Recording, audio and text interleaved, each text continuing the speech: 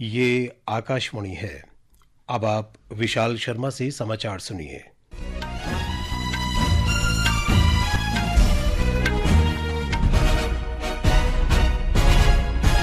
जम्मू कश्मीर के रामबन जिले में सेरीबगना में आज बादल फटने से 3 लोगों की मृत्यु हो गई। मृतकों में 2 बच्चे और 1 बुजुर्ग शामिल हैं। खराब मौसम के कारण धर्मकुंड गांव में करीब 40 घर क्षतिग्रस्त हो गए हैं। अब तक 100 से अधिक लोगों को सुरक्षित बचा लिया गया है। अधिकारियों ने बताया कि बादल फटने की घटना आज सुबह हुई थी। सहायक आयुक्त बशीर अल हक चौधरी ने आकाशवाणी समाचार को बताया कि इलाके के नाले में उफान के कारण आई बाढ़ से कई वाहन बह गए।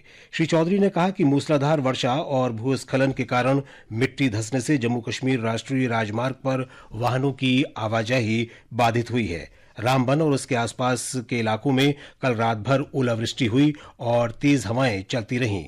कई स्थानों पर भूस्खलन की घटनाएं भी हुईं।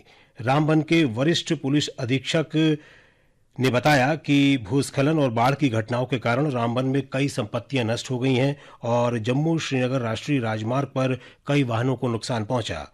भूस्खलन के कारण राष्ट्रीय राजमार्ग पर आवाजाही रोक दी गई है। एक रिपोर्ट। रामबन जिला प्रशासन ने जिला नियंत्रण कक्ष के 2 नंबर 019982955500 या 019982666790 जारी किए हैं। इन पर आपात स्थिति में कभी भी संपर्क किया जा सकता है। केंद्रीय विज्ञान और प्रौद्योगिकी मंत्री जितेंद्र सिंह और मुख्यमंत्री उमर अब्दुल्ला ने जान माल के नुकसान पर दुख व्यक्त किया है और मृतकों के परिजनों के प्रति संवेदना व्यक्त की है। दोनों नेताओं ने प्रभावित लोगों की पूरी मदद करने और प्रभावित क्षेत्रों में राहत कार्य चलाए जाने का आश्वासन दिया है। श्रीनगर से गुलशन रैना की रिपोर्ट के साथ समाचार कक्ष से आकर्षिता सिंह। इस बीच लद्दाख में अत्यधिक हिमपात के कारण करगिल में सामान्य जनजीवन बुरी तरह से प्रभावित हुआ है। मौसम विभाग ने कई इलाकों में बर्फीले तूफान और बाढ़ आने की चेतावनी जारी की है। भूस्खलन के खतरे को देखते हुए लोगों से अनावश्यक रूप से घरों से बाहर न निकलने को कहा गया है। करगिल श्रीनगर और करगिल जंस्कार मार्ग पर बर्फ जमा होने के कारण वाहनों की आवाजाही रोक दी गई है। भारतीय जनता पार्टी ने वक्फ संशोधन अधिनियम के लाभों के बारे में लोगों को जागरूक करने के लिए एक राष्ट्रव्यापी अभियान वक्फ सुधार जन जागरण अभियान की आज शुरुआत की। ये अभियान 5 मई तक चलेगा। इस अभियान के तहत भाजपा नेता और कार्यकर्ता मुस्लिम समुदाय के बीच जाएंगे और उन्हें संशोधित अधिनियम के बारे में जागरूक करेंगे। पश्चिम बंगाल की मुख्यमंत्री ममता बनर्जी ने वक्फ संशोधन अधिनियम के विरोध में हाल ही में हुई राजनीतिक हिंसा और अफवाहों के बीच राज्य के लोगों से शांति बनाए रखने की अपील की है। राज्य सरकार द्वारा उठाए गए प्रशासनिक कदमों का जिक्र करते हुए मुख्यमंत्री ने चेतावनी दी कि दोषी पाए जाने पर किसी भी व्यक्ति को बख्शा नहीं जाएगा। ममता बनर्जी ने भाजपा और उनके सहयोगियों पर पश्चिम बंगाल में उपद्रव करने का आरोप लगाया। दिल्ली की मुख्यमंत्री रेखा गुप्ता ने आज राष्ट्रीय राजधानी में 1100 से अधिक जीपीएस युक्त वाटर टैंकरों को झंडी दिखाकर रवाना किया। ये टैंकर उन इलाकों में तैनात होंगे जहां पानी की कमी है या पाइप से पानी की आपूर्ति संभव नहीं हो पा रही है।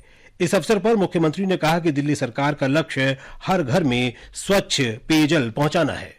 दिल्ली की नई सरकार पूरी तरीके से पारदर्शी और सुगम जल आपूर्ति के लिए संकल्पित है। जो दिल्ली में 1111 टैंकर्स भेजे जा रहे हैं, अब से हर एक टैंकर पे जीपीएस सिस्टम का लगना, ताकि उसकी पूरी की पूरी ट्रैक रिकॉर्ड ध्यान में आए।